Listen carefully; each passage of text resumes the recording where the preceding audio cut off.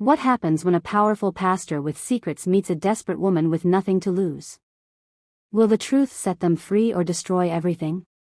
Sit back, grab your popcorn, and find out as we dive into this shocking true life story. In a popular city in Nigeria, there was a pastor everyone respected. His name was Pastor Henry. He led a very popular church, and people came from far and near to hear him preach every Sunday. The church was filled to the brim with people, standing outside just to catch a glimpse of the man of God. When Pastor Henry spoke, his voice was powerful, and his words seemed to touch every heart. Many people believed he had a special connection with God. He prayed for the sick, helped the poor, and blessed couples on their wedding day. But behind closed doors, Pastor Henry was not the holy man people thought he was. He had secrets, dark secrets that only a few people knew about. One evening, after a midweek service, Pastor Henry sat in his large office. The room smelled of expensive perfume. A young church worker knocked and entered timidly. "Pastor, the elders want to see you," the young man said, bowing slightly. Pastor Henry looked up, his smile warm but his eyes cold. "Tell them I will join them soon," he said calmly. When the young man left, Pastor Henry leaned back in his chair. His phone buzzed, and he picked it up. A text from an unknown number appeared. "God is watching you. Change your ways before it's too late." Pastor Henry stared at the message for a moment, then smiled to himself. He deleted it and went back to his work. Amara was a young woman with big dreams. She had recently gotten a job as Pastor John's personal assistant. To many, it seemed like a blessing to work for such a powerful man, but for Amara, it was just a way to survive. Her mother was sick and needed constant care, and Amara had to send money home every month. Finding this job felt like a miracle, but she also had a secret. Amara was HIV positive. It wasn't something she talked about, not even to her closest friends. On her first day at work, Amara dressed neatly in a plain pink shirt and a blue skirt. She knocked softly on Pastor Henry's office door. "Come in," his deep voice called out. Amara entered, her hands slightly trembling. "Good afternoon, sir," she said, forcing a smile. Pastor Henry looked up and smiled warmly. "Ah, you must be Amara," he said, standing up to shake her hand. "Welcome to the team. I've heard good things about you." "Thank you, sir," Amara replied, her voice steady but her heart pounding. Pastor Henry gestured for her to sit. "This job will demand a lot from you," he began. "I need someone who is loyal, hardworking, and ready to sacrifice for the work of God. Are you ready for that?" "Yes, sir, I am ready," Amara said confidently. "Good," Pastor Mr. Henry said, his smile widening. "Here we are like a family. We protect each other, we trust each other. If you have any issues, feel free to come to me directly, okay?" "Yes, sir." "Thank you, sir," Amara said again, nodding as she left his office. Amara couldn't shake the uneasy feeling she had. Something about Pastor Henry's smile didn't sit right with her. It was too perfect, too polished, like a mask hiding something underneath. Amara told herself to focus on the job. She needed the money, and that was all that mattered. But deep down, she couldn't ignore the small voice in her head warning her that this job might cost her more than she was ready to give. Amara had been working as Pastor Henry's assistant for 2 weeks, and everything seemed fine. At first, she quickly learned her duties, scheduling meetings, replying to messages, and organizing church events. It was a busy job, but Amara was determined to do her best. "Amara, you're doing well," Pastor Henry said one afternoon as she handed him a file. "Very smart and hardworking. I wish all my staff were like you." "Thank you, sir," Amara replied, smiling politely. But as the days went by, Amara began to notice things that didn't feel right. Pastor Henry complimented her too much. "You look beautiful today," he said one morning when she walked into the office.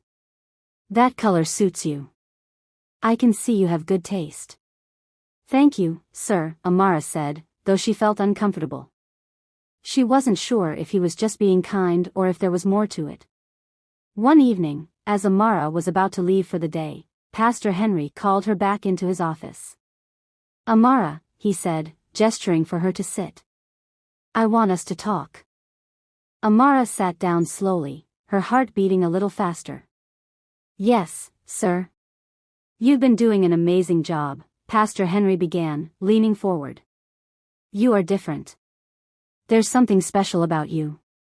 "Thank you, sir," Amara said, looking down at her hands. Pastor Henry continued, "You know, people like you are rare. You're not just hardworking, you're also very beautiful." "Do people tell you that often?" Amara shifted in her seat. "I don't really think about that, sir. I just try to do my work." Pastor Henry smiled, but his eyes lingered on her in a way that made her skin crawl. "That's good, but you should know your worth. A woman like you deserves to be appreciated." "Thank you, sir," Amara said, standing up quickly. "I'll finish the work you gave me before tomorrow." She turned to leave, but Pastor Henry stopped her. "Wait, Amara. Don't rush off. We're just talking. I hope you feel comfortable around me. You know you can trust me, right?" "Yes, sir," she said, forcing a smile. As Amara left the office, she felt a strange mix of emotions. She didn't like how Pastor Henry was talking to her, but she also didn't want to lose her job. She needed the money to take care of her sick mother. That night, Amara couldn't sleep. She kept replaying Pastor Henry's words in her head. "You're very beautiful. You deserve to be appreciated. Why is he saying these things?" She wondered. Is this how he talks to everyone, or is it just me? Amara decided to ignore it and focus on her work, but deep down, she knew this wasn't the end. Pastor Henry's behavior was only the beginning, and she wasn't sure if she was ready for what was coming next. Amara sat at her desk, going through files and making sure Pastor Henry's schedule for the week was organized. It was a quiet afternoon until the intercom buzzed. "Amara, please come to my office," Pastor June's deep voice said. "Yes, sir," she replied. Gathering her notebook and pen, she walked to his office and knocked lightly before stepping inside. "Come in, Amara." "Sit down," Pastor Henry said with a smile, motioning to the chair across from him. Amara sat down, her notebook in hand, ready to take notes. But Pastor Henry didn't speak about work. Instead, he leaned forward and said, "Amara, you know you're special, don't you?" She frowned slightly, unsure of where the conversation was going. "Thank you, sir," she said cautiously. "No, I mean it," Pastor Henry continued, reaching out to hold her hand. "You are not just hardworking, you're beautiful, graceful. You have something many women don't have." Amara quickly pulled her hand away, feeling a knot in her stomach. "Sir, I think we should focus on the work," she said, trying to keep her voice steady. Pastor John smiled softly, leaning back in his chair. "Amara, don't be so uptight. You know, in life, there are opportunities that come only once. You're in a position many people would do anything to have." Amara didn't like the tone in his voice.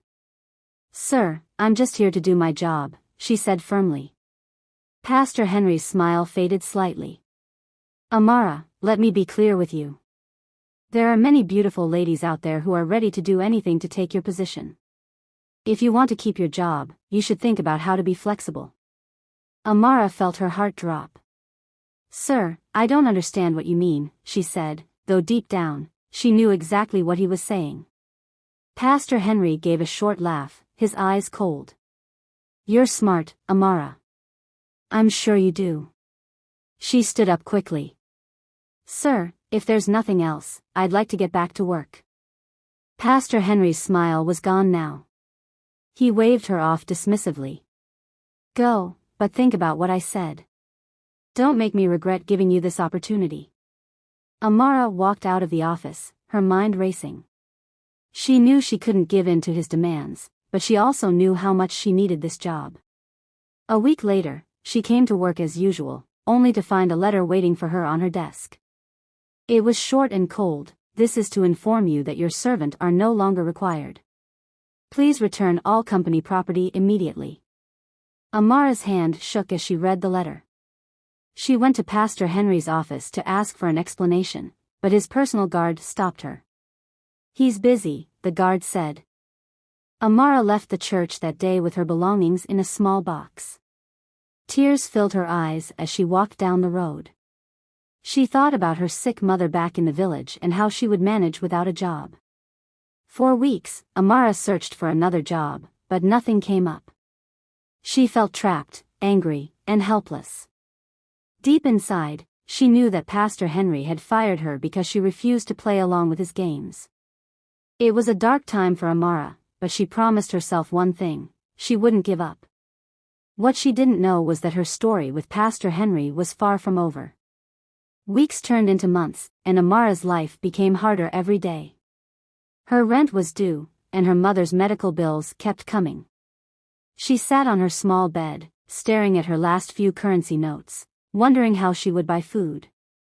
Her phone vibrated, showing a low battery warning. She sighed, scrolling through her contacts, thinking of anyone she could call for help.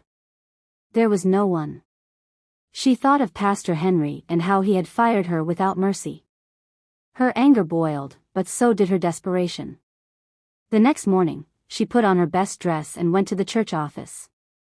She was ready to swallow her pride. She waited in the reception area, her hands shaking. Finally, Pastor Henry stepped out of his office. He stopped when he saw her, raising an eyebrow. "Amara," he said, "what are you doing here?" "Good afternoon, sir," Amara said, standing up. "I need to talk to you." Pastor Henry looked around, then motioned for her to follow him into his office. He sat down, leaning back in his chair. "I didn't expect to see you again. What do you want?" "Sir, I'm sorry for anything I might have done wrong. I really need my job back. Things are very hard for me," she said, her voice breaking. Pastor Henry smiled, but it wasn't a kind smile. "You see, Amara, I gave you a good opportunity, but you didn't appreciate it. Do you know how many women would love to work for me?"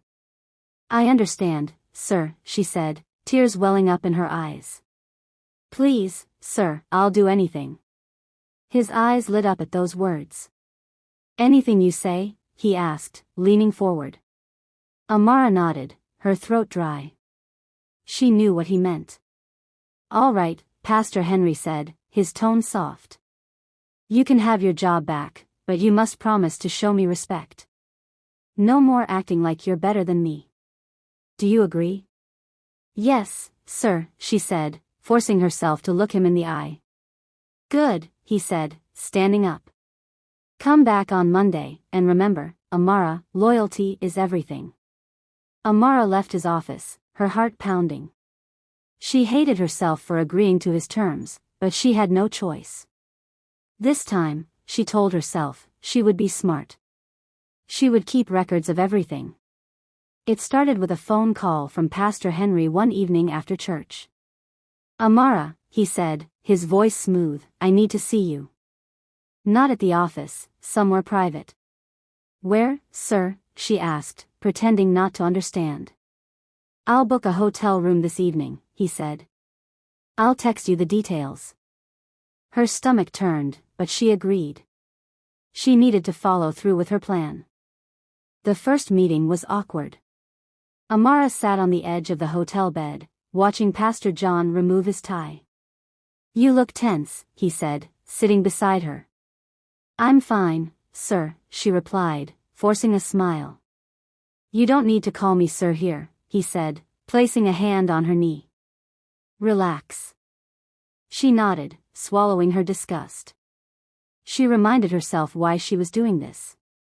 Over the weeks, their meetings became a routine. After church services, Pastor Henry would call her and ask her to meet him at a hotel room. He would hand her envelopes of cash, saying, "Use this for your mother's treatment." But what shocked Amara the most was his carelessness. He never asked for protection. "I'm a servant of God," he would say with pride. "God protects his own."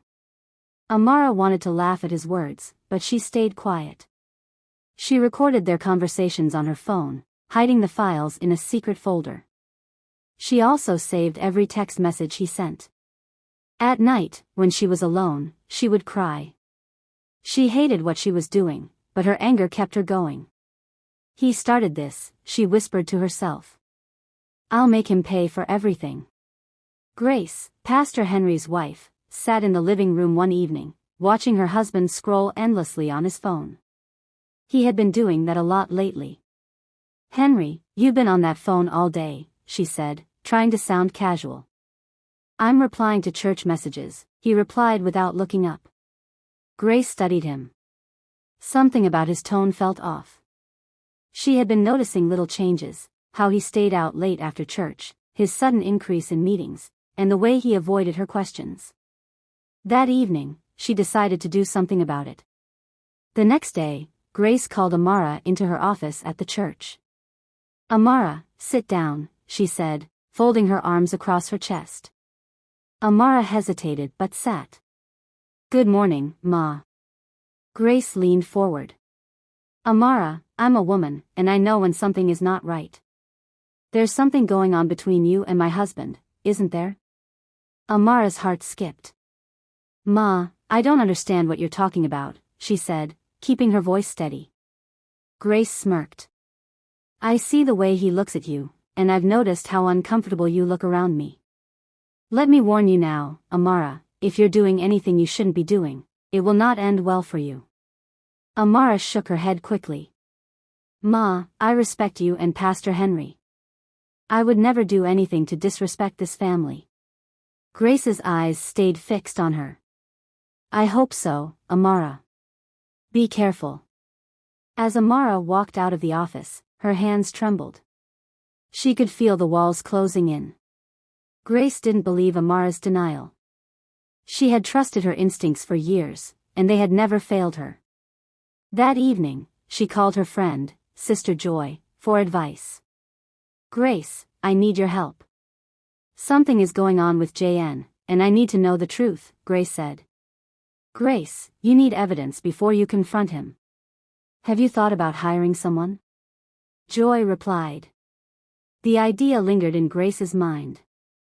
The next morning, she made a call to a private investigator. 2 weeks later, Grace received a phone call from the investigator. Madam, I followed Pastor Henry to a hotel yesterday.